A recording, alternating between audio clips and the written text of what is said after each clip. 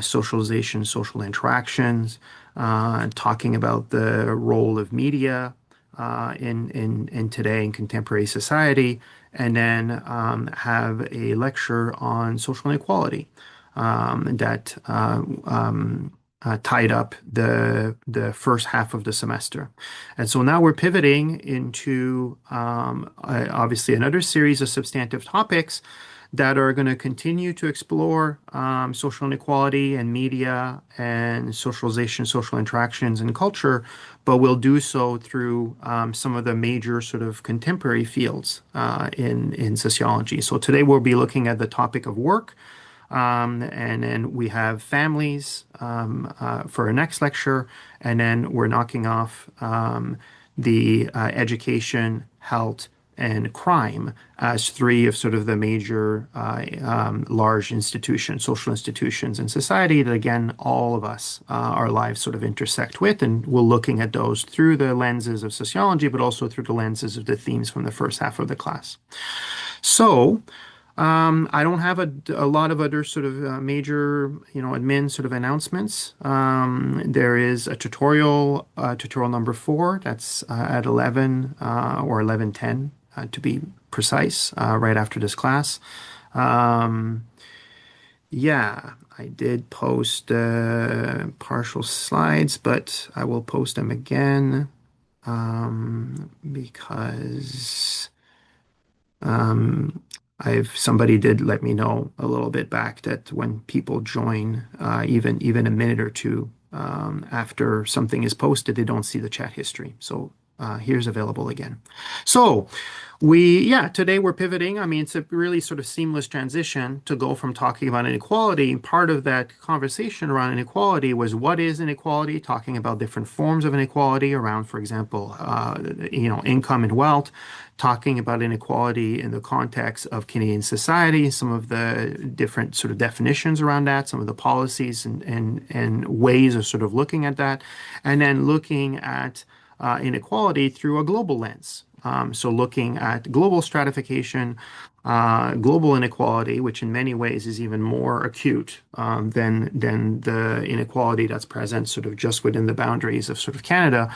And today we're picking that up by talking about work in the political economy. So I'll start with a little bit on economy, then sort of the bulk of the lecture will be on the sociology of work, and then at the very end circle back to sort of this political economy. What is that, and how does this fit in sort of the picture?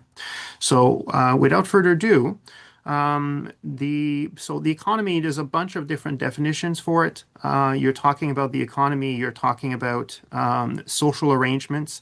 It really sort of, it's the word that's being used to describe the way in which society is organized on the economic side. So that's the production of goods and services, the distributions of those, all of the consumption sort of piece of it.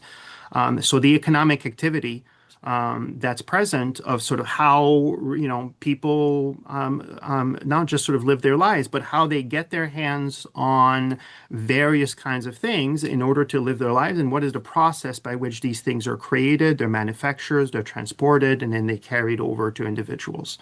So there's different kinds of economic systems that shape, for example, what kind of work is available, who ends up benefiting from the sort of the economic sort of arrangement.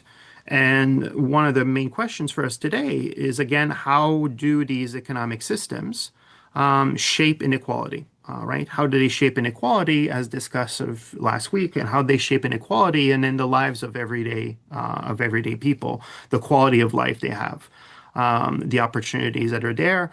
What are the ways in which the economy acts as one of those sort of major sources of quote unquote structure, right? Again, that structure agency dynamic. Agency being, the aspect that's under our control, the kind of choices we get to make, the decisions that have an impact on our lives and the lives of people around us. But those decisions are made within contexts, and those contexts create varying opportunities and create various sort of challenges. And these opportunities and challenges are not evenly distributed across the population. So, sorry, that means that the economy and the way it's organized ends up benefiting some more than others. And frankly, put a slightly different way, some individuals and some groups are in a position to take better advantage of the economic sort of structure, and others are in a position where they're having significantly more challenges. So it doesn't mean they can't be successful in a variety of ways in terms of economically speaking, but it does mean oftentimes there's additional challenges that are present. So your text talks about and goes over, sort of the various global economic systems that are out there, and really sort of creates and highlights sort of the distinction, for example, between kind of capitalism and socialism. I'm not going to go over that in more detail. That's in what's in the text. But what I will say is that, largely speaking, if you're studying these things in sort of more depth, then and obviously there's a lot more details. But for our purposes, you think about it as sort of a continuum of largely is the idea that most of the production, most of the goods and services, emphasis here in some ways on services, are available through the private sector. They're available through sort of a competitive process of different businesses, competing for consumers. That's the capitalist sort of model. And the socialist model on the other side is that there's a significant portion of those industries that are, oftentimes that are nationalized. They're owned by the state. And so if the state owns and runs the education system, runs the healthcare system, runs the criminal justice system, then those are examples of the economic sort of socialist ideas being embedded in the economic system. If it owns more than those three things or controls more than those three things, and it also controls the distribution of power, or controls sort of the media, controls the sort of the energy sector, controls sort of some aspects of transportation. Owns really large sort of businesses that are in the market kind of competing or sometimes not competing because they're sole purveyors of particular goods or services, then on the continuum from private to public ownership, there's more public ownership. Most economies, including the Canadian economy, including the US economy, including most economies around the world, have a mix of sort of capitalist or capitalism and socialism. So that's why we call them mixed economies. That means that the state usually has ownership over a handful of industries, to ownership over many industries, but rarely all of them. And so most economies in the world fall somewhere in between. These sort of pure free market kind of capitalism is more sort of an ideal than for those who espouse for that, for those who want that. It's more of an ideal than something that's there sort of in full reality, because the state is still ultimately oftentimes responsible for more than a handful of portfolio, including some of the ones I've mentioned above. And yet those pushes towards privatization, and we'll talk about that when we talk about education and health and the criminal justice system specifically. But there has been a push to privatize, some aspect of the CJS, the criminal justice system, privatize, there's already privatization within the education system and within the healthcare system in different ways. So that's where this sort of plays a role. These systems, what differentiates them from one another is the type of, who are the owners of the various resources, and who are the ones who are running these various industries, especially the ones where they are about sort of basic needs and basic necessities and some sort of like basic sort of services that are available. Are those sort of pay to use sort of system? Then that's more kind of pure capitalism. Are they provided as a massive sort of safety net by the state? And then that's more on the socialist side. So who controls production and who benefits is really kind of the main questions as it pertains to the global economic system. The rest of the details I'll leave your text to sort of speak to. When we talk about the economy, there's lots of different ways to kind of like classify and discuss and sort of cut up. I'm using quotation marks you can't see, but cut up the economy, sort of speak about different aspects of it. One major way that the economy is discussed is to the idea of sort of three sectors of the economy, what's called primary, secondary, and tertiary sector. And so the primary sector oftentimes is we're speaking of Dealing straight with the extraction of sort of natural resources. You're talking about working directly, for example, on the land. When you're talking about secondary sector, you're usually talking about things like manufacturing, of turning sort of raw resources into, to a variety, I mean, not just variety, but countless sort of products. And tertiary system, oftentimes that's the term used to talk about sort of the customer service industry, sort of knowledge workers, where you're neither pulling resources out of the ground or involved in the extraction of resources, and you're also not involved in sort of the manufacturing of resources. So there's been a shift in the economy around the world, but specifically here, if we're talking about Canada, there's been a pretty significant shift in the economy towards the service economy. Sometimes what's called sort of the knowledge work sort of revolution as well. But over 75% of jobs now in Canada are in this tertiary sector, in the knowledge worker and the service economy worker. And so these changes, what they end up doing is they change the nature of the jobs that are available. That's very much part of what we talk about when we talk about structure, right? Your individuals, some relatively young, others when they turn 14 or 16 or 18, make decisions about the career paths they want to follow. But what is the jobs availability, right? What are the sectors that are up and coming where there's, lots of vacancy and not enough workers to sort of fill it? And where are the places where there's a surplus of labor, where, there was a shift in the economy and now there are fewer jobs available in that sector than there used to be. So the demanufacturing of Canadian society is something that's been talked about for a couple of decades. That's a lot of manufacturing jobs that historically through the 20th century and in some cases early 21st century moved abroad. So that's one aspect of it. Another aspect, which we're seeing right now in 2025, 2026, is, and I'll talk about in more detail just in a few minutes, but the shift created by AI that again is sort of has the potential already sort of you're seeing sort of a pivot of particular kinds of career paths that previously were sort of there in abundance, and now the landscape may be shifting a little bit, where in 5 years' time or 8 years' time or 10 years' time things might look quite different. So the jobs that are available dictate if you're trained in a particular profession, a particular set of skills, and then the economy over the course of your career in the 10, 15, 20, 30 years while you're in the workforce, the economy shifts in a significant way. And you have tens of thousands, if not hundreds of thousands of jobs in a particular sector that end up going away. That is a very, very good example of structure coming in and impacting people's economic well-being that is not singularly due to decisions or choices that they're making. Obviously, choices and decisions continue to play a role, but it's not just about that. So changes in sectors reshape the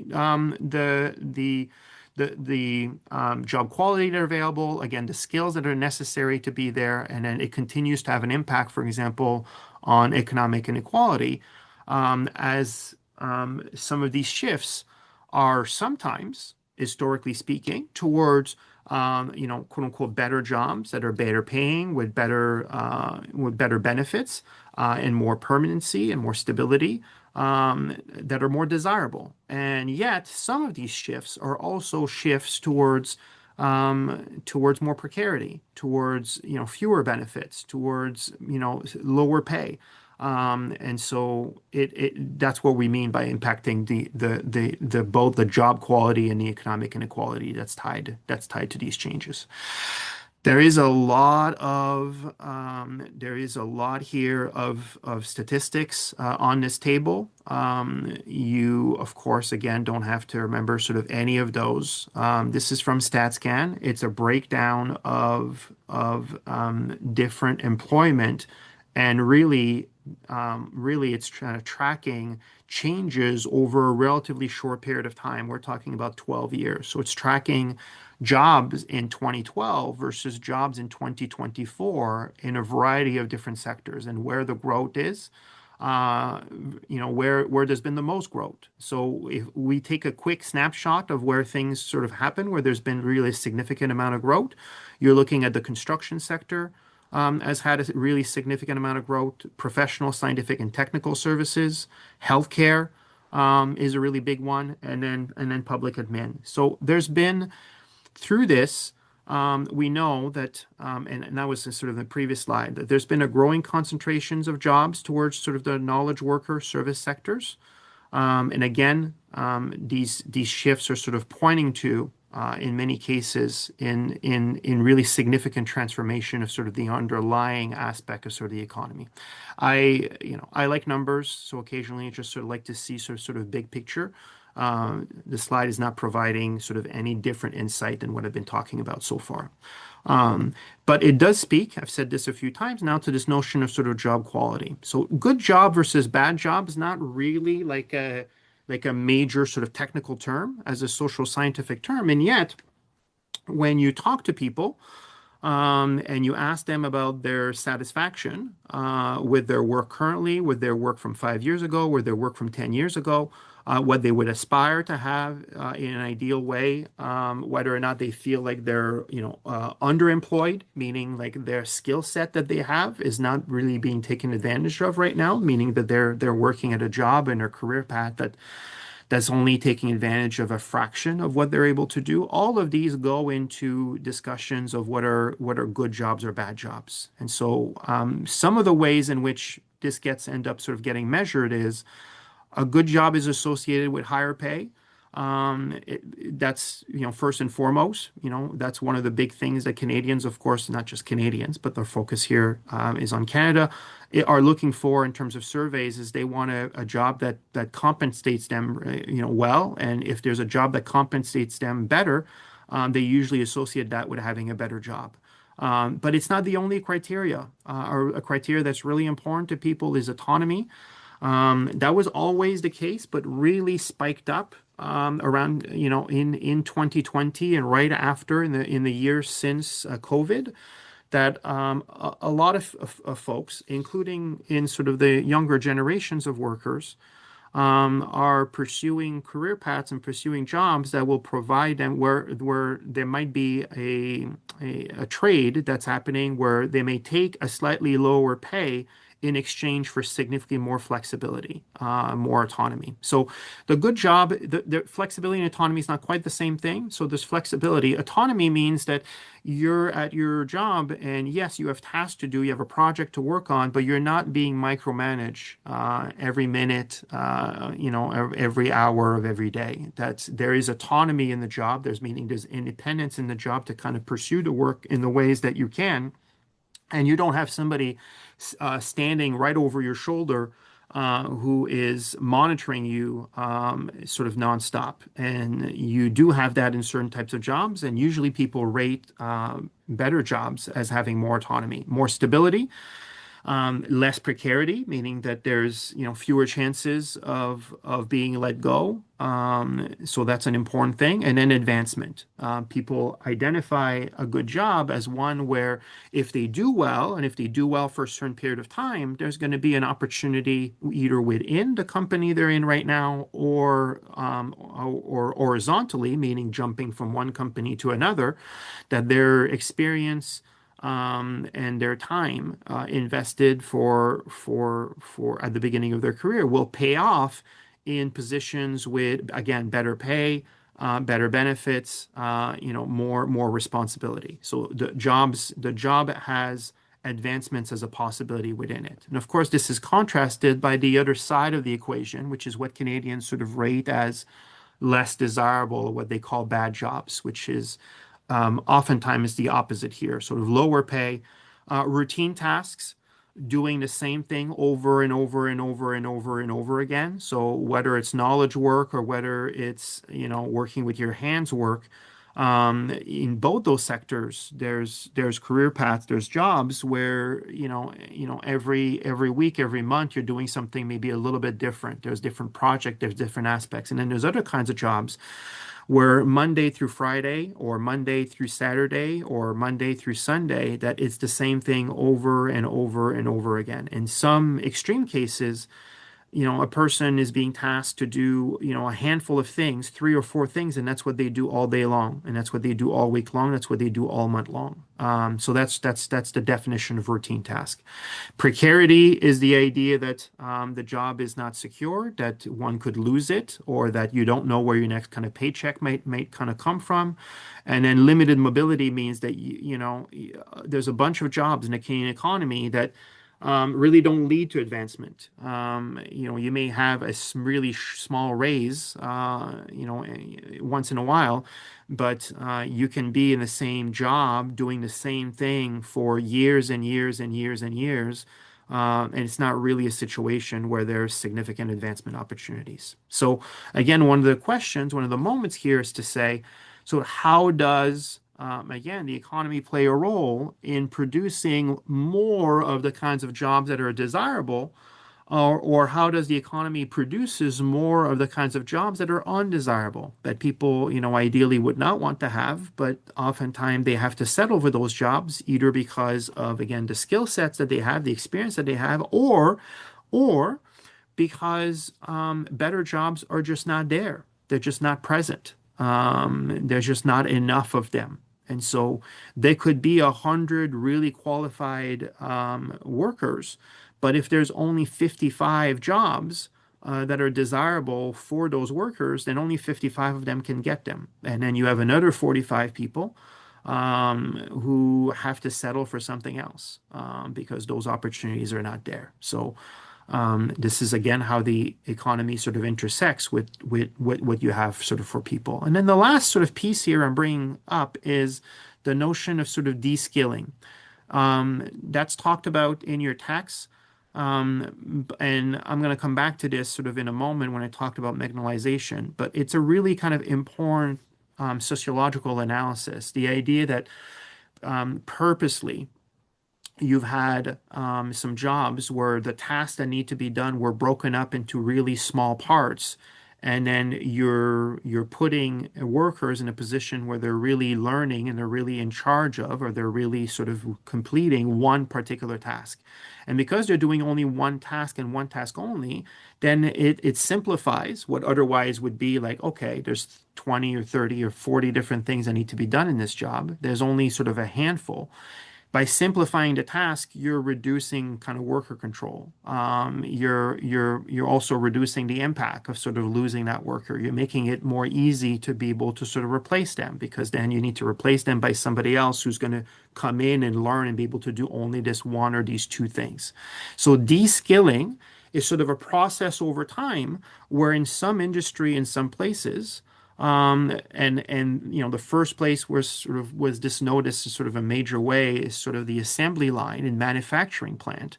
The move from people being tradespeople or craftspeople, be able to sort of create wholesale from beginning to end some kind of for product that then can be used by others. Individuals were sort of put in a position where, the job was screwing one screw or hitting one nail or putting one thing in one box, and then that's it. That's your whole job. So even though you work that job for, 6 months, 2 years, 5 years, 10 years, you really don't have a chance to accrue much sort of broader experience.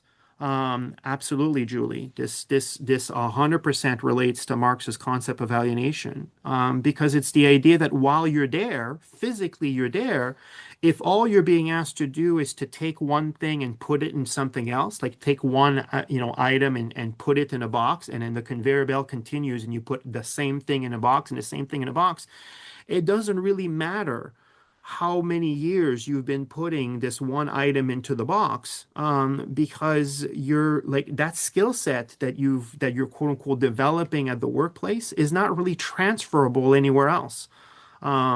What you are selling is your time, but there is very little opportunity for creativity, for sort of personality, for using, different aspect of your mind to be able to sort of problem solve, to be able to do different things.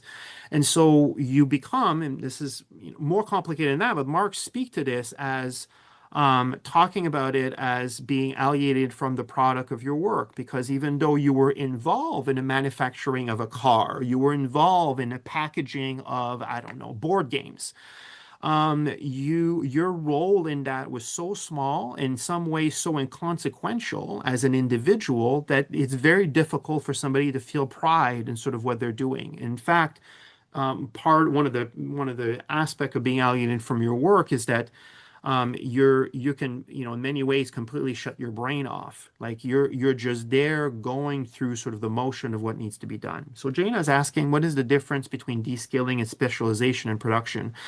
Well, one is a consequence of the other. It depends on the sort of the level of it, but yeah, the reason this was noticed on the assembly line first, I mean, going into a little bit more depth than what I would have gone into, but I'm happy to do so because of the question. Like the Taylorism and Fordism, the people who were involved in car manufacturing are some of the ones, and there was a lot of innovations there to be able to create cars more efficiently at lower costs, to be able to make them, to be able to sell them at a lower price so that they become more of an item that many people can afford, as versus the first few decades of cars being around, being an extreme luxury item that nobody or very, very few people could afford. And part of that was breaking down the task that needed of the production of a car into these really, really small tasks. And so that is an example of specialization into production.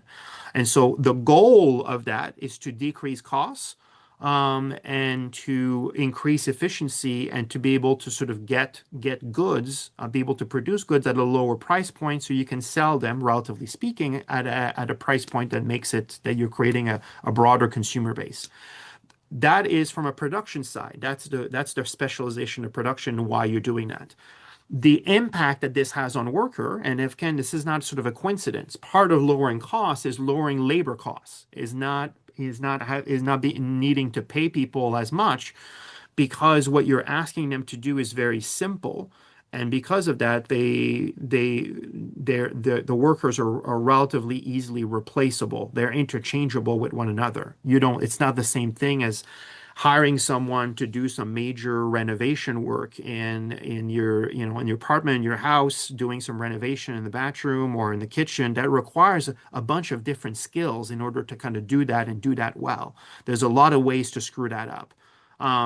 If you're getting into specialization to a really high level of extent, then one of the consequences of that is the descaling. So that's the relationship between them. One can lead to the other.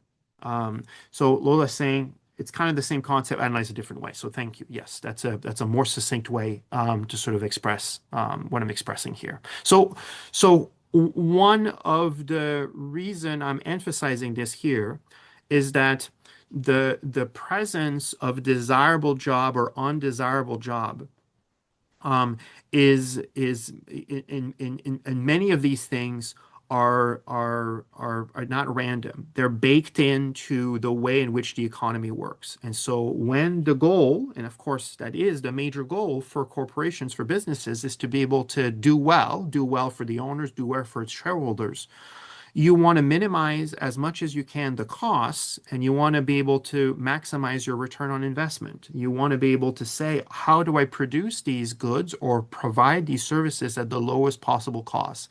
One of the ways to do that is to not have to compensate significantly your labor, not have to pay workers who are knowledgeable, who are specialized, whose expertise you need to compensate well. Why? Because you can't replace them easily by other people.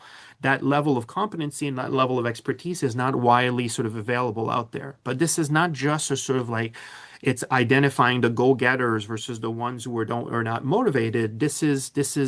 In many ways, there was a reflection of the opportunities that are present in the economy in order to develop these skill sets versus not develop these skill sets. Okay, so good versus bad jobs. Megdalization, which I've hinted a couple of times, is a next level use of the principles I was just talking about in terms of the assembly line, developed all, by a handful of automakers at the turn of the 20th century and were taken to the next level. Mechanization is a term coined by George Ritzer, American sociologist George Ritzer, that talked about McDonald's being the most successful food company in the quote unquote history of the planet. And part of what has made them as successful as they are is the automated, efficiency, calculability, predictability, kind of control processes that they developed early on, and then made better and better over time to create the empire that they have, with tens upon tens upon tens of thousands of McDonald's restaurants sort of around the world. And so I'm laying out, this is, in a way, this is a McDonaldization is a description of what Weber talked about when he talked about rationalization. And Weber talked about this in the context of bureaucracies, that bureaucracies were around. Going back to sort of Jana's question, they were about a division of labor. They were very much organized around the idea that if you have many workers, you have 8 and 10 and 12 and 50 and 100 and 1,000 workers. You want specializations in there. You want different workers to be able to complete and have different kinds of skill sets so that they can accomplish sort of different things. And so to maximize the efficiency of the business, the efficiency of the bureaucracy, you have all these different layers and levels to them. So McDonald's took some of these principles, some of the assembly line from the manufacturing plants, and sort of brought this into the food industry. The idea of how do you maximize the experience and the cost associated with somebody walking into the front of your store, and how quickly can you get, for example, the order into people's hands, right? Thinking about a typical restaurant where you sit, you wait for a table, then you get assigned a table, then you sit down, then you get brought some water, then the waiter comes in and checks on you, then you order your food, and then you wait for 15, 20, 30, sometimes longer until your food arrives. The model for fast food for McDonald's was to say, no, we want people to walk in, order what they're going to order, and walk out as quickly as humanly possible. Frankly, if we can get people in and out of the door in 5 or 10 minutes, then we're able to serve more client, and we're able to reduce our overall costs. Efficiency is the optimum method for getting people to get all the let's say the burger sort of assembled. How do you structure the kitchen, and where do you put workers, and how many do you need in order to be able to get to produce these hamburgers and these fries as quickly and as efficiently as possible? Calculability is the idea that, like, you want evenness. You want to know exactly that all the patties are exactly the same size, and that the fries are more or less exactly, are within parameters exactly the same size, that the buns is always the same thing, that the service that's being offered and the time that it gets, that you're able to sort of monitor that. And then the example I give is that once they started rolling out these processes, and then they wanted to make them better and better and better, you have 2 stores, 3 stores, 5 stores, 6 stores. If the store at downtown Toronto, I'm using this as a made-up example here, but the store downtown Toronto is able to produce the food in 2 minutes 15 seconds, but the store in North York is able to produce it in 2 minutes 9 seconds, then what is the North York crew doing that they're able to do this, assuming the quality is the same, in 6 or 7 seconds faster? So learning what is being done there, maximizing, understanding all the different components, and squeezing out efficiency out of every element, so that you're trying to sort of create like the most speedy, for example, service you can. Predictability is the idea that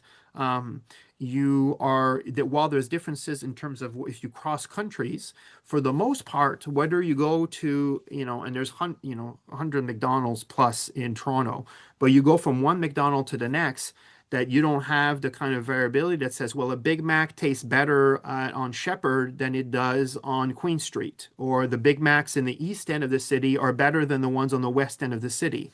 part of the business model is this notion of predictability. And then finally, the notion of sort of control.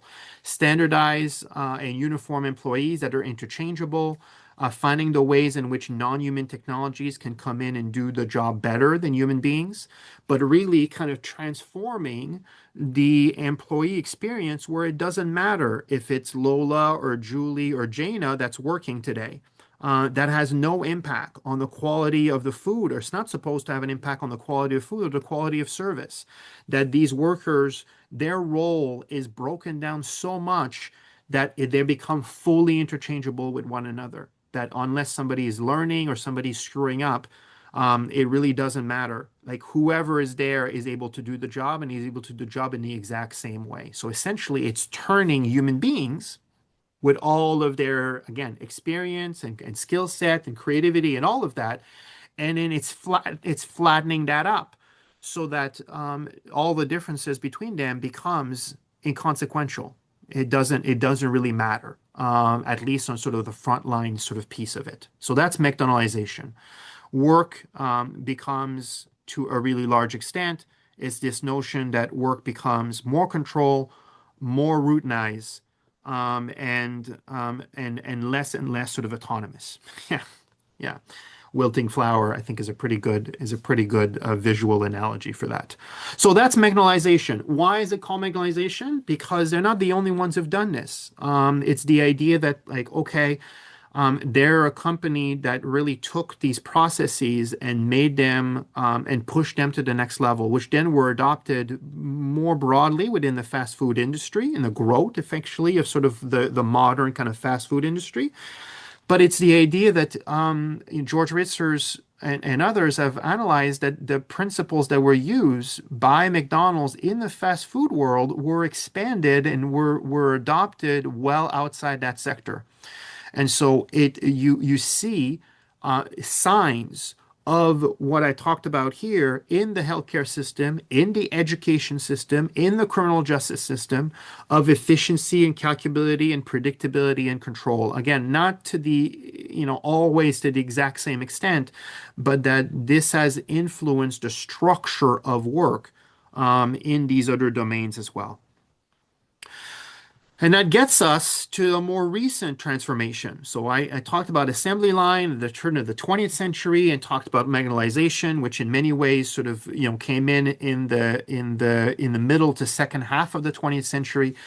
And we are right in the midst of another major sort of transformation, right? I don't think this is news to sort of anyone. We're starting to have more rigorous sort of analysis. In fact, one of our colleagues here at University of Toronto in our department, Professor Sheeman, is one of the sort of Canada Research Chair on work as massive tens of thousands of people sort of surveys both in the US and Canada and sort of monitoring the way in which AI comes in and is in some industries having a small impact, in other industries is having a massive impact already over the last sort of year and a half. I'm listing the set of sort of changes here that are identified. Part of it is, and this is the link with magnetization. Part of it is that a whole series of sort of knowledge work or white collar work were previously a little bit more immune to the full magnetization sort of picture. There were still sort of elements of that. I mean, movie sort of Office Space tries to sort of capture that ethos of sort of people being in cubicles, again, feeling like they're just sort of one piece in sort of a broader machinery and feeling alienation from their work. That's very much the right term. But AI, in terms of being able to sort of find pockets of inefficiency, trying to sort of find ways that if previously we needed 2 or 3 or 4 people to do this, and now maybe 1 person or 2 people can do the work because there's AI assistance, or a knowledgeable sort of individual is able to do 2 or 3 times as many projects with the AI assistance than they were before. That means that they're able to pump out 2 or 3 times as much work as they were previously. then AI is having the kind of impact we've been talking about, but in a different way. So there's a comment here by Russell. I used to actually work there. I think the efficient point is really true. We had times everywhere that told us how long it took from order out the window. Monitors telling us how quick we were compared to other stores in our region. If we made top 500, we get more funding. So our managers would really try to encourage us to work faster. Thank you for sharing, Russell. I mean, that's been my experience in service industry as well. Yeah, that I mean, really, really happy to see the contributions here. So AI is, I don't know what kind, I don't want to oversell it. I don't know what kind of impact AI yet would have in the food industry world, but AI's impact on the knowledge industry world is already being felt sort of fully. There's lots of place of business who've engaged in massive layoff, including technology companies who are pointing to efficiency. We're pointing to gains in efficiency that have been made in the last year or two that have led to sort of lower needs for the total amount of workers to be there. So it's reshaping labor demands. For some people, it's displacement. For other people, it means adopting sort of new roles. The AI piece is being used already, but increasingly to do what in a way is a continuation of sort of what Russell is highlighting there. It's being used. What I mean by that is being used increasingly to monitor and surveil workers to essentially measure and test the efficiency that are there in a more sort of thorough and much more sort of comprehensive way than what would have been done sort of previously just by bosses. And then it means that skills, a new set of skills that would have been prized before, but are significantly more prized now, like adaptability, like digital literacy, like social skills, become more and more in demand, right? Can you be in your field of work one of the individuals who's quote unquote more productive, the pressure to be more productive using these tools so that you show that, like, listen, it's not a good idea to try to replace me. Like, you're going to be able to squeeze more output from me because I'm able to adapt, because I'm able to use these new tools, because I'm able to do more work than what some other people are able to do around me. So who gains? From these changes, who loses autonomy? Again, we have another example where we really have that neat overlay between structure and agency, right? The agency being the decisions that people are making, the investment that people are making in developing different kinds of skill sets, for example, of doing on the fly, not waiting for their job, for example, to be sort of to be at risk, but proactively sort of looking for ways in which they can try to sort of increase their value, quote unquote, to their employers because they want either A, be able to survive a series of cuts that will come, or B, if they're not going to survive the series of cuts, that they're going to be more competitively employable once they lose their job and they're looking for something else. And yet, we're not just talking about agency. We're talking about changes that are happening that are impacting people that falls also largely outside of their control, that play a role on the economy, that plays a role on sort of the workspace. So decision making, shifting or increasingly sort of shifting towards algorithmic sort of systems. I've already talked about the surveillance piece, but a sociological impact of this is like, what does it mean? How does it feel at work? And we already know, we already have some preliminary answers to that. People, a lot of workers are feeling increasingly stress. And the stress is coming from the increased monitoring. It's coming from the decreased sort of autonomy, the reduced autonomy. It's increased from the fear of the precarity of what their field of work might look like in 2 years, in 5 years, in 10 years times from now. And so the quality of life piece from the work side is already being impacted in a significant way. These algorithms and the way they're being rolled out and the evaluations that are being made by people who are higher up in a place of business, doesn't always mean that, it's being rolled out in the best possible way, that the problems that are identified are the main problems that need to be solved. And then the models that are being rolled out are not perfect. And there's already been an early backlash to sort of the full onboarding in some industries of sort of AI because there are more mistakes that are being made. Yes, there's more efficiency, but there are some drawbacks and some unintended consequences, some risks, including risks of bias, risks of unequal impact, and risk that the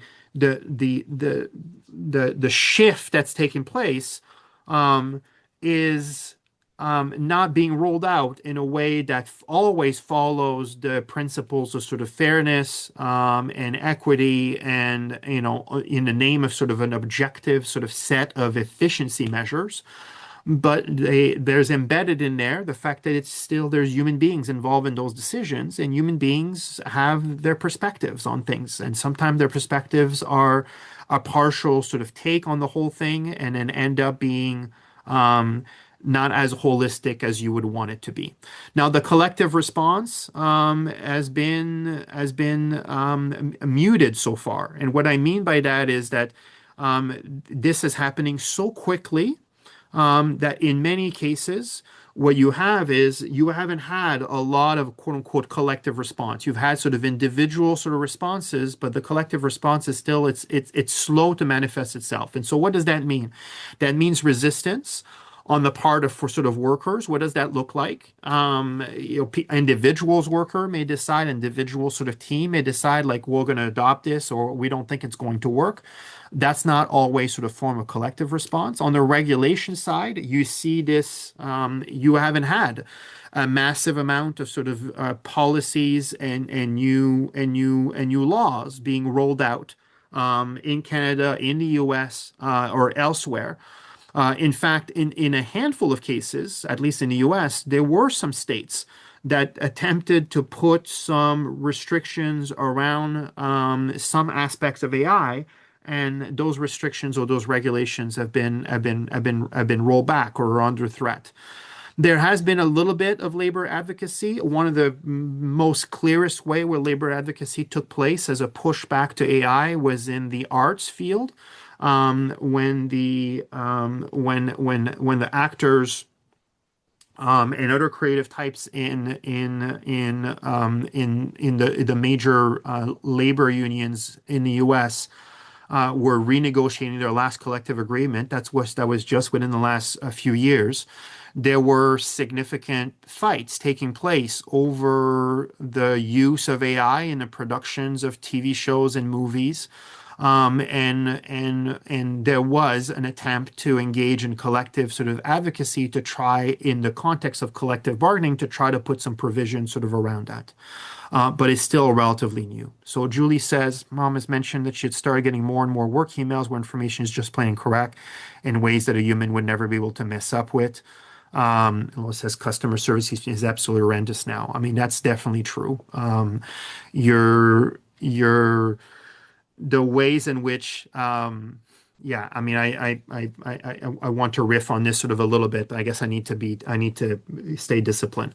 So thank you for that. Yes. AI is being used in customer service sort of role. That has been rolled out in a bunch of different large businesses. A lot of them, their models goes through that first. In some cases, there is a possibility of sort of connecting with a human being still, but some of the places of business have made it very difficult to connect with a human being, meaning you have to engage with the AI customer service over an extended period of time before things are quote unquote escalated to a human being sort of picking it up. Um, so yeah, I mean, that's sort of definitely sort of part of it. But sort of beyond that, we could take field by field, right? There's news stories about, okay, like what is AI's role in the legal field? How can it fulfill the role or assist in paralegal work or even in lawyering work? What role is it playing in the financial advisor field, or what role is it playing in the medical field? What does it mean? Even if, kind of quote, doctors and nurses, let's pin this for a moment, are not using AI in real time, although there is some uses of that now, but there is more and more. And this isn't a new phenomenon because people were using an internet before, but it's exploded.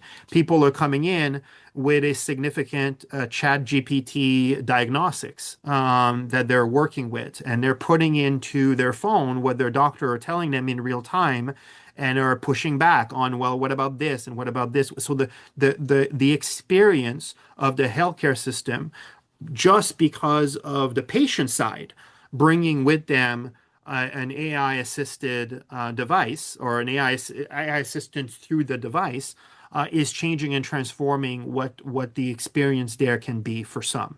And the adjustments from the structure, meaning from the hospitals and the health clinics, hasn't fully rolled out yet of what does that mean. And then same thing in the education field, and same thing in the criminal justice field. Okay, so the sociological impacts are really big. It's hard to overstate it. What you have again is AI increases control, but it increases control for those who are in charge. For the workers, it depends right now. And it continues to reshape inequality, but now we've got a different layer of inequality. We have one, and this is the skill set from the last slide, where people who are able to mobilize AI in productive ways, and maybe they're in a field where that's not really a thing yet, and then in a way, good for them. But you be able to mobilize AI in order to maximize their output, maximize what they're able to do, maximize the efficiency for themselves. And not everyone is in a position to be able to do that. And so then and not everyone's work is being impacted the same way. So there's another layer of inequality that scaffold on the ones we've already talked about. I'm going to go through one more topic and then take our break. I want to talk about the gig economy, which precedes the more recent explosion of AI, but in many ways has been exacerbated in the last couple of years by the um, rollout of AI in more and more sort of sectors of work. So a gig economy, if in case anybody didn't know what that was, refers to a growing number of individuals who are working on contracts. It's the idea of a gig. You are my it's not my little arrow's not working. Your gig worker are people who are working on contract to contract. So you're picking up one project, you're picking up, one file, you're working on one item, you're working on one, sometimes it's a day, sometimes it's a week, it could be a couple of weeks, it could be a couple of months, but it's one gig, so it's finite. The terms are not set for sort of for medium or long-term employment, but it's this idea that you have individuals who are not being hired by a place of business, and then there's an ongoing set of work that's there, and maybe they're let go when there's a downturn or when they're no longer needed. But it's this idea you're being hired to do this one thing, and so you're being paid if you deliver this particular project, if you deliver this particular piece. It's been enabled by a number of digital platforms that are matching employers to employees. There's a lot of flexibility that comes with that.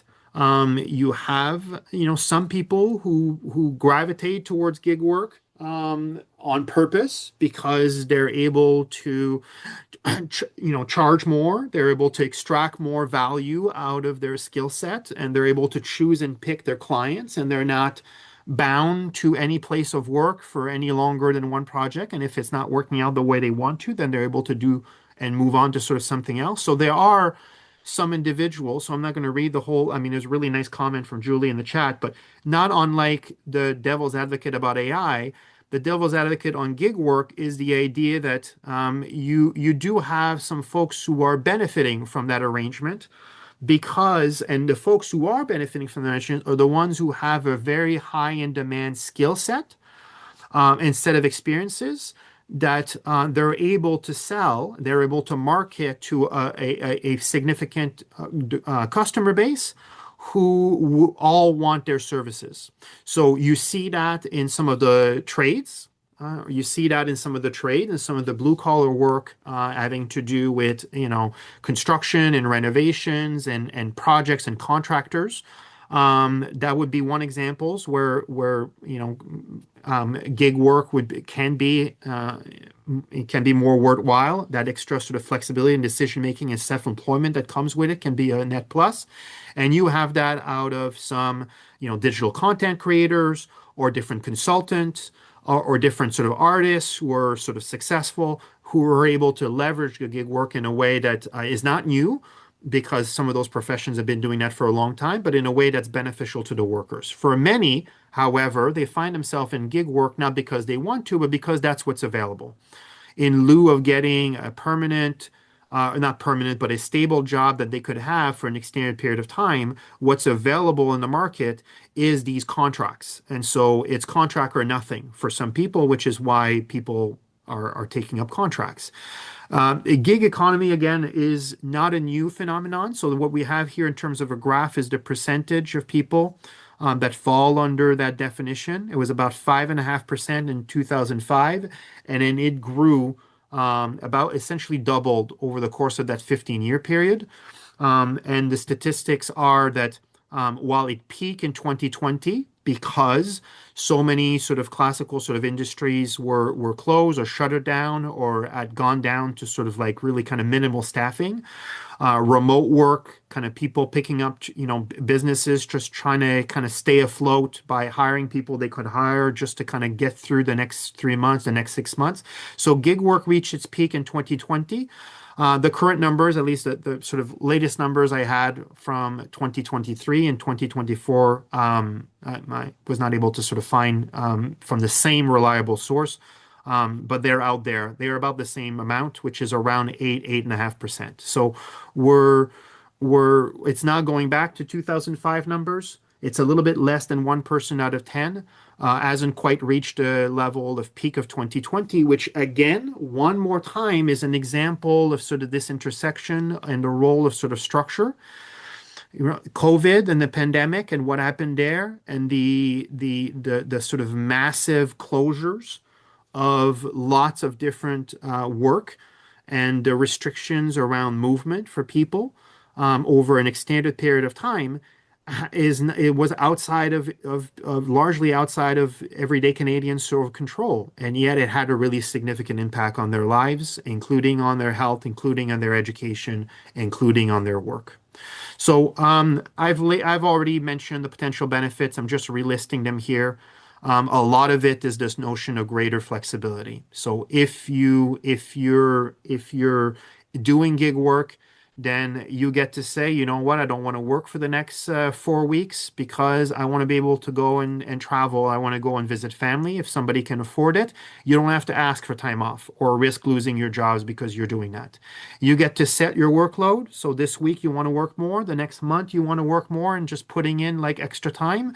But then you want to take it a bit more easy for a few weeks or for a few months. Again, for some, that's a possibility. Control, I've already mentioned over choosing clients.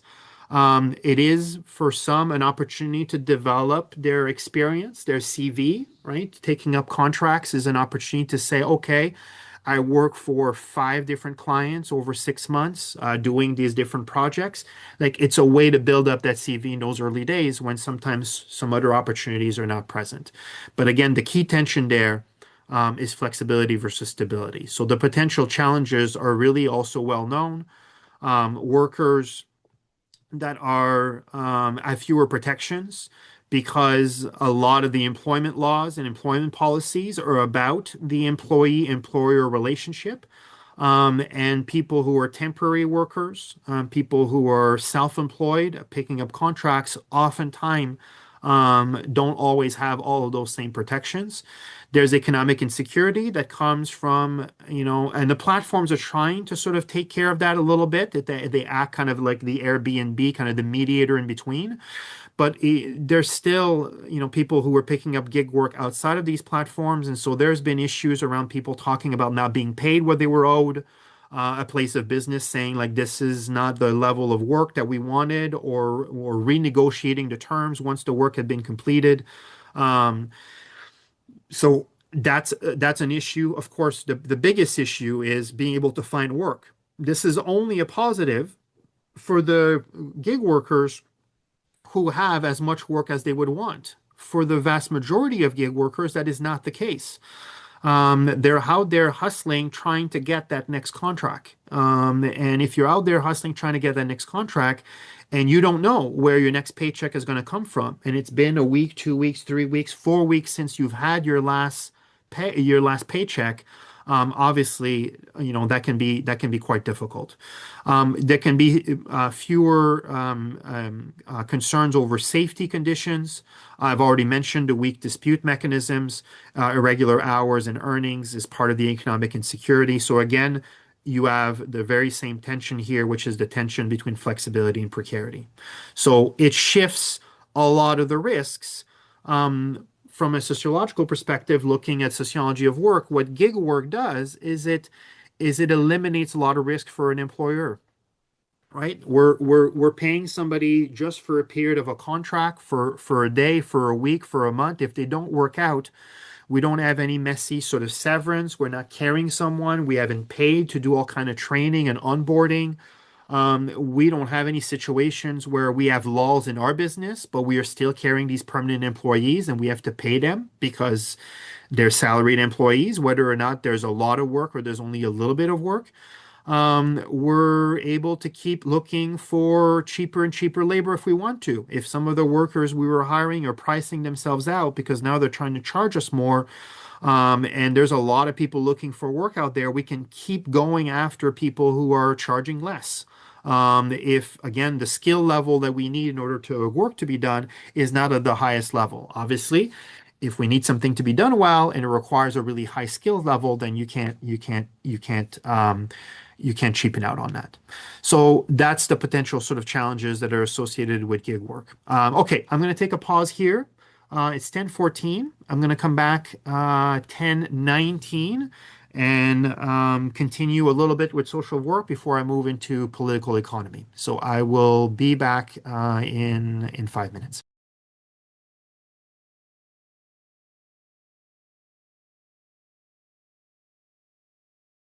Going to a clinic that we know from we're going to talk about this when we talk about health in a few lecture, but we know that it is true. It is not just anecdotal. It's true that not everyone gets treated the same way when they come in contact with the healthcare system.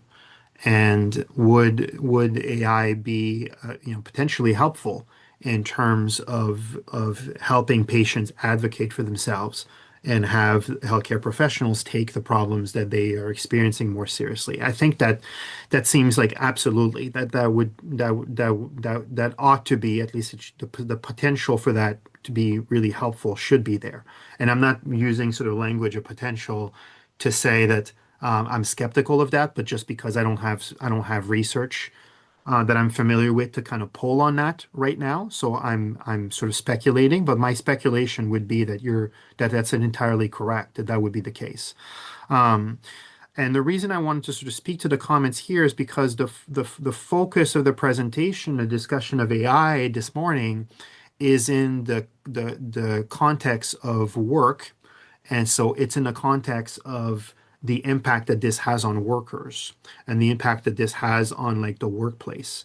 And yet that's not the only impact, right? Like if you're talking about the impact that AI would have on student as a student, that's not really a workplace matter specifically, or the impact that it would have on, in the example provided by Julie here, of a patient that's going to an emergency room or it's going to a clinic or is talking to their family doctor.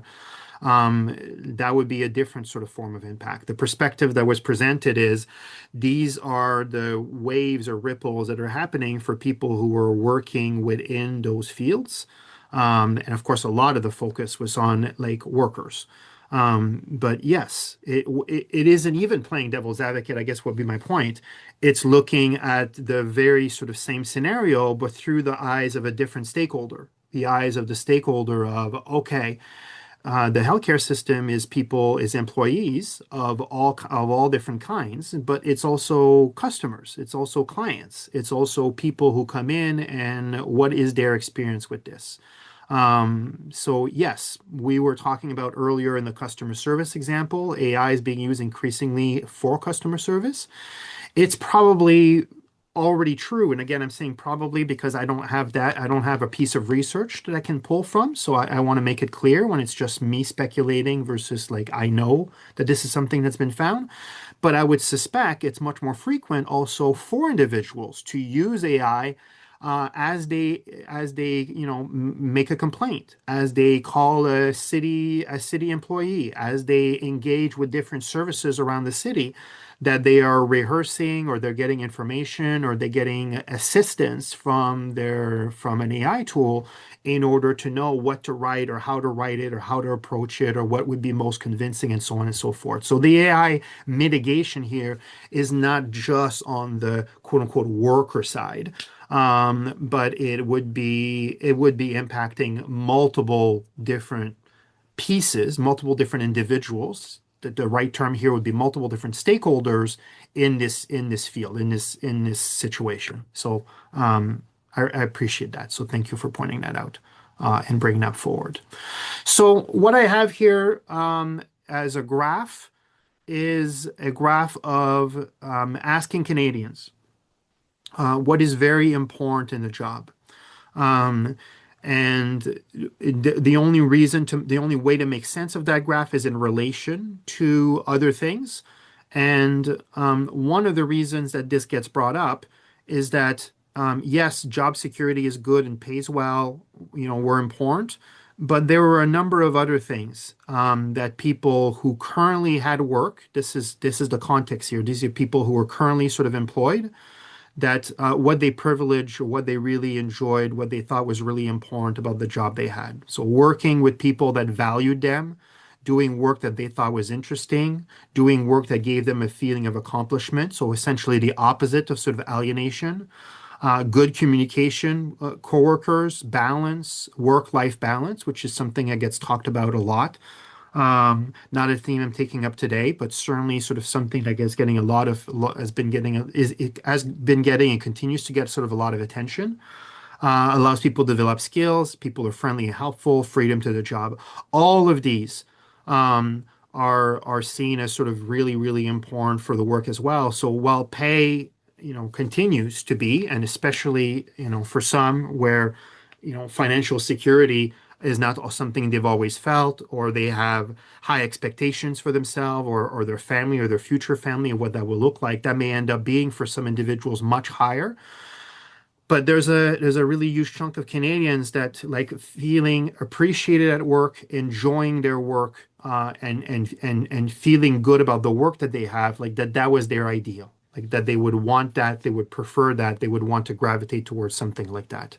Um, a quick line on labor force and education. I'm going to come back to this when we talk about education in just a couple of lectures from now. But there is a pretty strong relationship between education and work.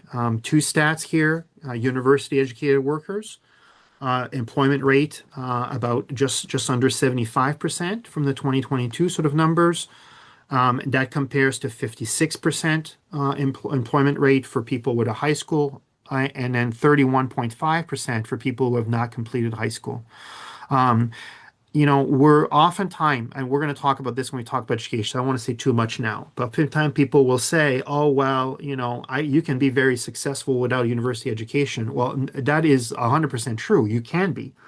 And a university education is not a necessary component in order to be financially secure. There's lots and lots of other avenues that people can pursue and be very successful in the ways they would want to define it, but including sort of financially. But there are patterns nonetheless, not looking at a handful of individuals, but looking at tens of millions of people. There is still a very strong relationship between more education and higher employment rates. And so having no completed high school degree does make it significantly more difficult. It doesn't make it impossible, but it makes it significantly more challenging and more difficult out there in the workforce. Having a high school degree, but not more, also makes it a little bit more difficult. Higher levels of education lower the chance of being unemployed. That's 3.7% for a university degree. Again, we're going to come back to the education piece fully in just a couple of classes from now.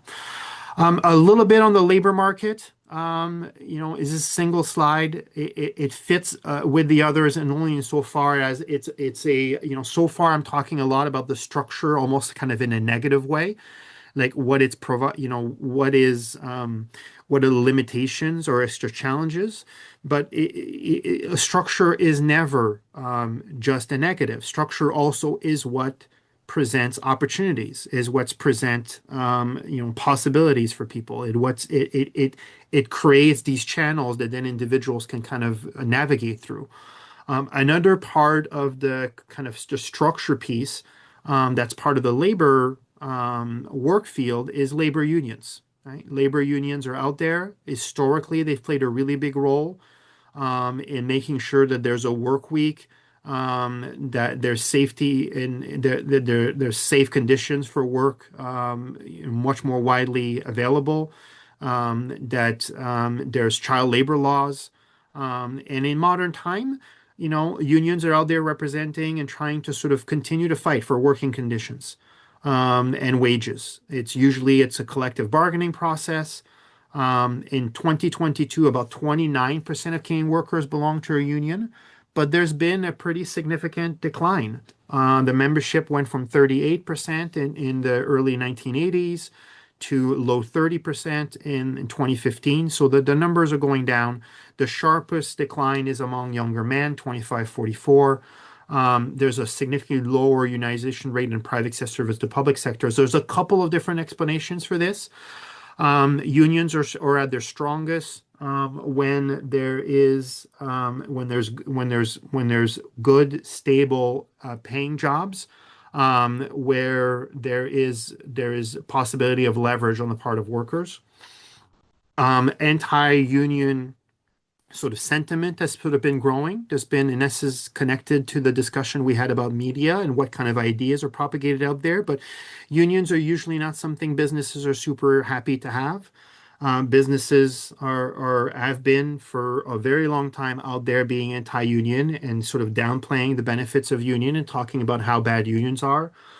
There's been a lot of union busting sort of strategies, making it difficult for people to unionize, closing down shops, you've had Starbucks, you've had McDonald's, you've had Walmart just in the last decade closing down places of work rather than seeing workers unionize for fear that it would spread across sort of a greater number sort of workers. You've had a smaller stateside public sector, and public sector is one of those places that oftentimes continue to have unionization. And then I'll say that another piece of the picture of people sort of the public sort of sentiment about unions is when they're not themselves in a union. And when they hear about unions, it's in a way that makes their lives a bit more difficult because there's a teacher union strike, or there's a healthcare worker strike, or there's a law enforcement or some kind of city employee or provincial or federal employee sort of strike that's impacting their work. That's impacting, for example, they have to stay home to look after kids, or they're not able to take advantage of different services that are there. Oftentimes, when the unions come into the news, in terms of the average Canadian, it comes along with a disruption to their day-to-day lives. So if they don't see the benefits for themselves, because that's not something they're part of, and yet when it comes into their frame of sort of vision, it's usually in a way that's disruptive to the lives they're trying to live. it creates sort of a set of conditions where you have really mixed views out there in the public about the value of unions. And yet the numbers are really, really clear. Unionized workers have better working conditions, have better pay, have better protections, have better severance packages, have better retirement conditions. It makes sense that for the vast majority of workers, if you're collectively bargaining with lots of other people as versus you're bargaining by yourself, that you're able to extract more. That doesn't apply, and that should be mentioned, to people whose skill set is incredibly in demand. Those individuals are oftentimes better off. That needs to be said out loud. They're usually better off not being part of a union because then they're not on a union scale. Then they're not bounded by union rules. If an individual worker has a skill set or is in demand at a very, very high level, then they're able to negotiate usually a better compensation package than anything that would be done kind of collectively. And so you see that, for example, in the world of professional sports. The collective bargaining of professional sports is good for 90% of the players in the NHL or the PWHL or in the NBA or the WNBA. But the collective bargaining process is not good for the superstar. It's not good for the LeBron James and Austin Matthews of this world. I don't know why I use Austin Matthews as an example. I should have said just Connor McDavid. But it's not good for them because they'd be able to negotiate far higher level of compensation if they weren't part of a union and weren't part of the collective bargaining than they are within it. So it's advantageous to 90% of the workers, in this case, the players. It's not advantageous to usually the top 5 or top 10%. Yes, Julie, 100%. That's what I was sort of speaking to. But yes, it's like the media is not the media's coverage of unions, and that is not anecdotal. There's lots of studies doing that. How does the media cover different things? And the media coverage of unions has historically not been very good. And this isn't a new thing. The unions were depicted in horrendous ways all the way back in the 1910s and 1920s, and continues to be the case in many, many, many media outlets. Self-employment has been increasing overall, although there's been a drop a little bit the last few years. You have about 13% of Canadians that are working that are sort of self-employed. Some of that is sort of the gig work, and others it's not gig working for others, but it's themselves with customers, right? Making things and then selling them sort of directly to sort of clients.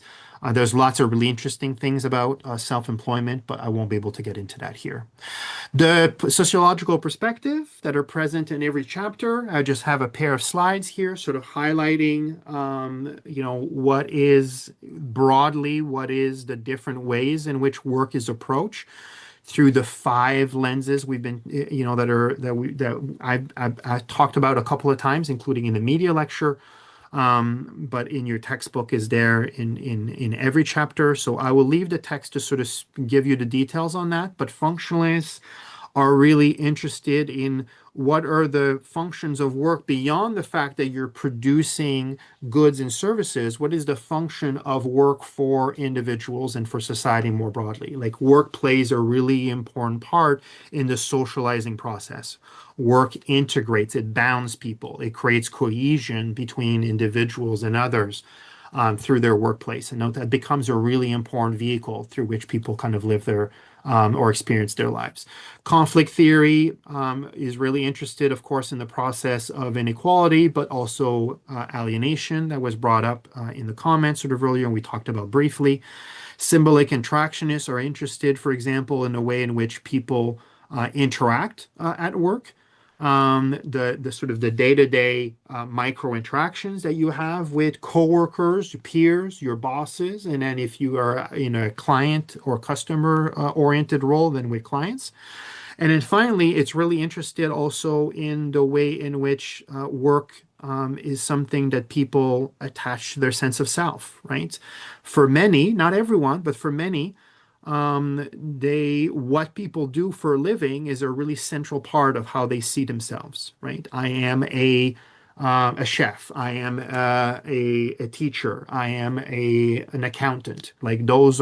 That's not like a trivial small thing, but becomes a really central piece of how somebody lives their life and how they understand themselves. And so the way in which work and identity intersects becomes really interesting. Feminist theory looks at, of course, notions of gender inequality in the workplace. That's a multi-decade sort of, long work, looking at notions of pay equity or equal pay for equal work. There's been some monumental sort of landmark cases, including in Canada, including, for example, with Post Canada, that had several years ago the finding that women had been for decades underpaid for doing the same amount of work, the same level of responsibility, the same amount of leadership as positions that had been held by men. And so there was a retroactive set of pay that was sort of laid out. So that's one of the things they look at, but they also look at the world of what's called unpaid labor. And so I'm going to not punt, but there's some material on this in your text.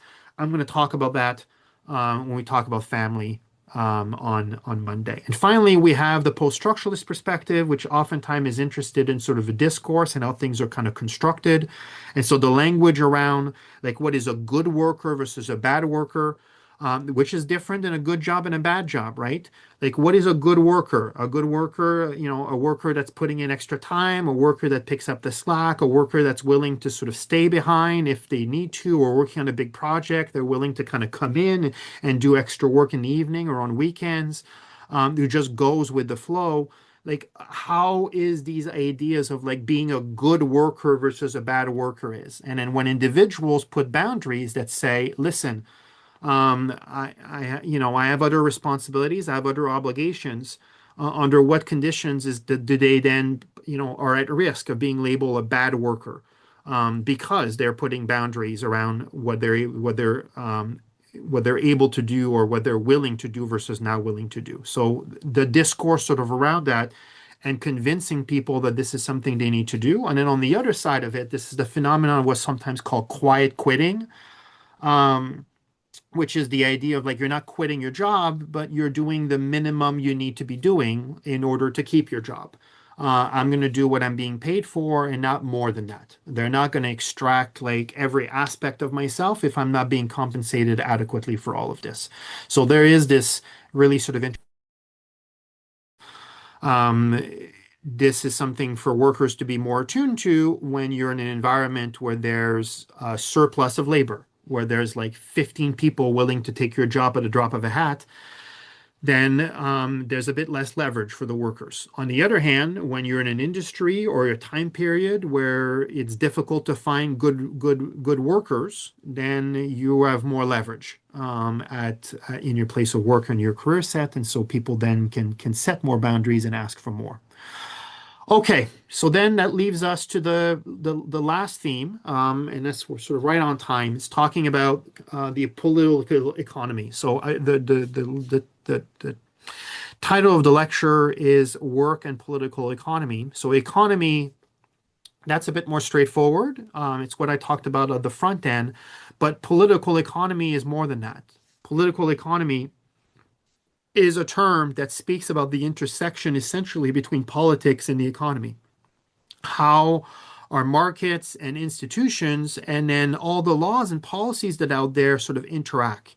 Who gets what and why? A Canadian sociologist, Wallace Clement, is a former professor of mine, talked about that as being one of the defining characteristics of Canadian sociology, meaning that like if there's distinctive characteristics of Canadian sociology as versus American sociology or European sociology or the sociology coming out of East Asia or coming out of Northern Africa, of different places around the world, there's different sometimes concerns that are more significant in ways in which the discipline in those areas has developed.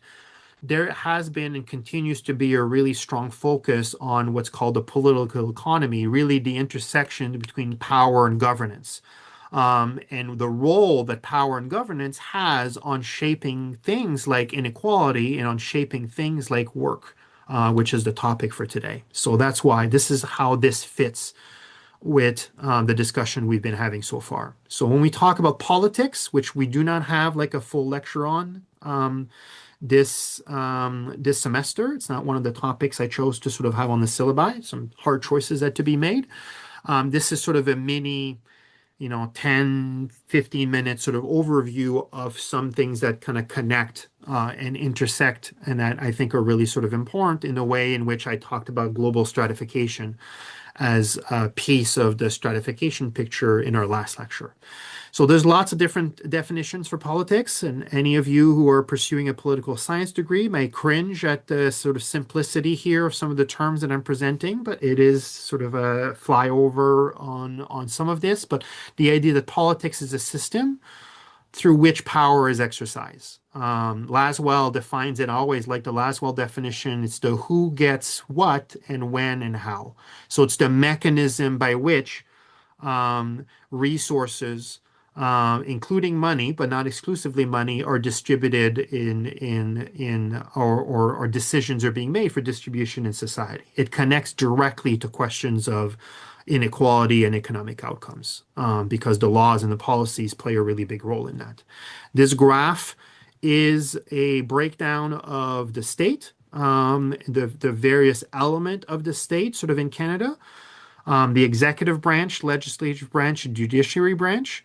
Executive is the prime minister and the ministers, the cabinets. The legislatures, of course, are the MPs that are being voted by people in the various sort of counties and ridings.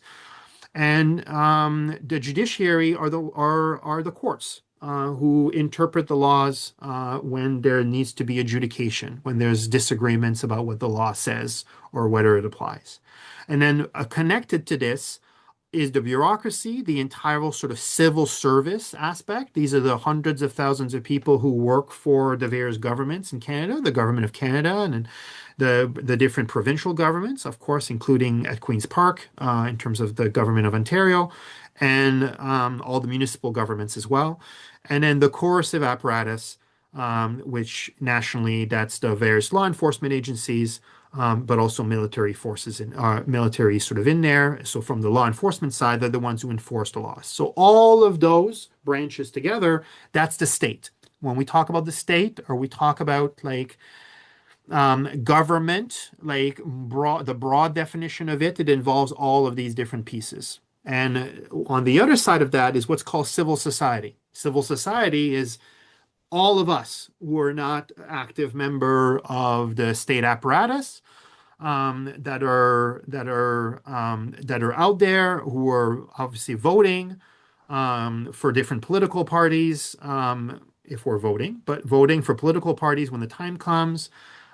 We may be sort of have different investment in sort of lobbies, or lobbies are out there representing different sets of interests from the population.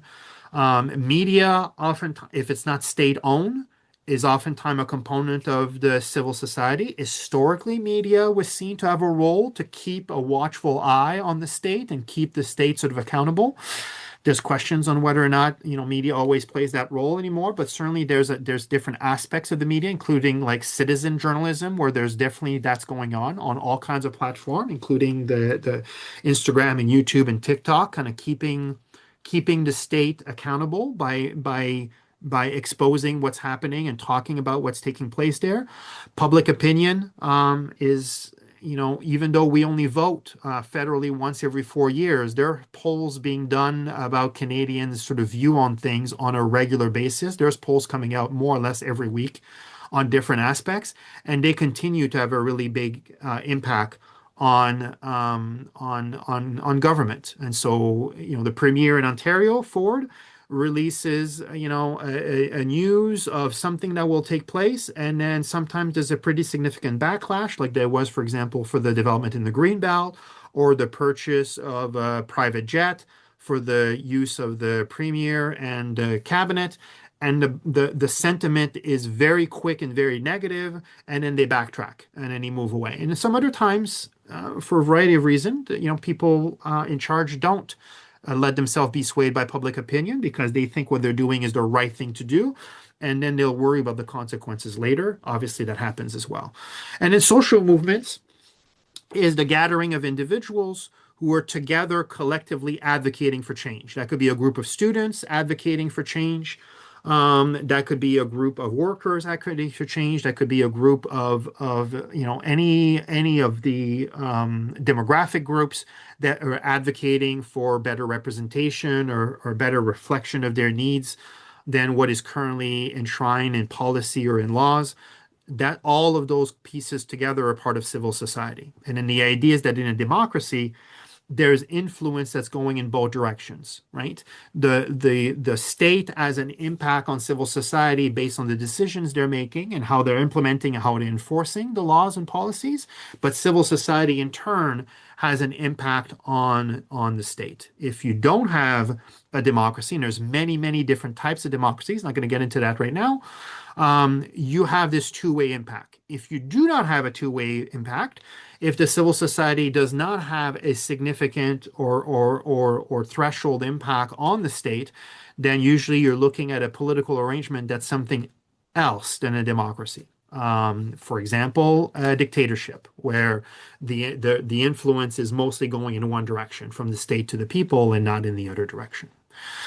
A couple of key terms having to do, it's just one slide of kind of key terms having to do with this topic that connects to things we've talked about before. So connecting with the topic of socialization, when we talk about political socialization, it's the specific aspect of socialization where you, right now, listening to this, where do your political values come from? Right? Like what you believe, where you lean, or where not maybe you don't just lean, maybe you're fervently in one particular sort of set of ideas and attitudes and beliefs as it pertains to to political issues. Where does that come from? Right? Is that in line with friends? Is that in line with family members? Is that in line with other influences from when you were younger? Or is that more in line with groups of people that you found more recently, people you've gravitated towards more recently, ideas that you thought were really sort of intriguing or interesting, people that you just felt like more of a kind of a connection with because they saw the world in a similar way and it's more of a recent development and it's potentially at odds with some of the other earlier socializing sort of influences on your life. So the process by which people develop this political consciousness is political socialization. Political attitudes are impacted by a number of different things, including people's socioeconomic status. Voters tend to select candidates and parties on an array of different issues, but there's just different categories of sort of voters. There's single issue voters who it doesn't matter what else is going on. They are voting because of issue X. They're voting because of, a gun control issue, or they're voting because of the climate, or they're voting because of a certain set of rights that they want to see adopted or they want to see protected. They're voting because of this sort of one piece, and they'll hold their nose perhaps because of the other things that come along with it, but this is so important to them, that's what they go for. A lot of people in Canada are voting on the basis of either social or economic issues more broadly. So social issues are the ones dealing with moral judgment. Again, notions of rights, like what should people, in what ways and to what degree should the state be involved in telling people what they can and can't do, and what are the rights and freedoms that Canadians should have from coast to coast. Those are social issues. And that doesn't mean right-leaning or left-leaning. There's people across the political spectrum who vote based on social issues. And then people will also vote on economic issues, which is how much should the government, what should be the size of the government, what role should it play in providing either basic level or more than basic level necessities to the entire population. What role should it play in redistributing wealth to a certain extent through, taxation, for example, and redistribution of resources to those who need it more. To what extent should there be programs that are there to support those goals? So those are economic issues, and so you have people who are leaning one way on social issues, but are leaning another way on economic issues. What I mean by one way is that the parties they would vote for don't lean the same way on economic and social issues. Then they have to make a decision about which one's most important for this particular election. And this is one of the reasons you see people changing parties from one election to the next. It's not that their attitudes and values have completely shifted, but given the conditions in front of them, economic issues end up being the determining factor. And in a following election, social issues are more salient for them, and that's more what carries the day. And for others, who their voting pattern may remain similar over, many cycles and maybe over a longer period of their lives, it's because there's a party that exists that is running candidates for whom their social preferences and the economic preferences line up with the particular party. And so there really isn't much shopping around. They just kind of keep going back to the same party over and over again. What's really important for us as well in terms of the connection between this, the socialization piece, the media piece, and the social inequality piece from the last lecture is that the attitudes that people have politically really shapes how people make sense of economic inequality. And so when we talked about the myth of meritocracy here, it's not to say that merit plays no role again in the system and that people's abilities and efforts are not a really significant factor in the trajectory of people's lives. But the myth of meritocracy is this idea that the stratification system is purely assembled on merit, and that the people at the top deserve to be there based on their own merit, and the people at the bottom deserve to be there based on their own merit. Political attitudes really track really strongly with views on economic inequality. And so the more somebody believes that it is that the economic inequality is something that the state ought to be involved in and provide some level of support to everyone, the more they're likely to see that structure is playing a significant role and that individuals, quote unquote, deserve to be helped. And the more an individual or a group believes that people are largely getting what they deserve, then this is not the state's business to come out and starts to inject sort of inequality sort of after the fact, but it's up to individuals and families to sort that out on their own. In the context of politics and structure and political attitudes, but really also sort of really big issues sort of in Canada, we have, and I talked in the context of work, I talked about sort of self-employment, but there is a really big piece of the picture on the political economy side, sort of in Canada, and again, one that's been receiving and continue to receive sort of more attention is the issue of Indigenous sovereignty. And so talking about Indigenous sort of self-government, talking about the treaties sort of that exist, and talking about the historical kind of relationship between the Indigenous people, which has a degree of heterogeneity to them, meaning there's lots of different groups, and the state and the Canadian kind of government. So there's been agreements in place to engage in sharing of sort of decision-making power, and there has been a push towards providing and having Indigenous sort of people really clamoring for more say over their lives within the territory of Canada. And so that's the sovereignty piece, that's the self-government piece.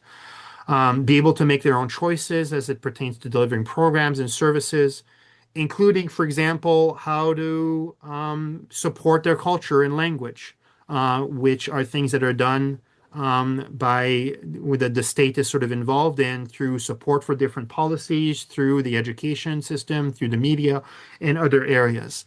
Be able to manage their own lands, be able to develop business partnerships with private businesses, with provinces in order to create jobs and benefit their citizens. A really big piece of the 1996 Royal Commission was the movement and the eventual sort of creation of Nunavut as a territory in 1999. And so that is a really significant piece. The addition, sort of a third territory that wasn't there until, I mean, now we're almost talking about 30 years ago, but started teaching.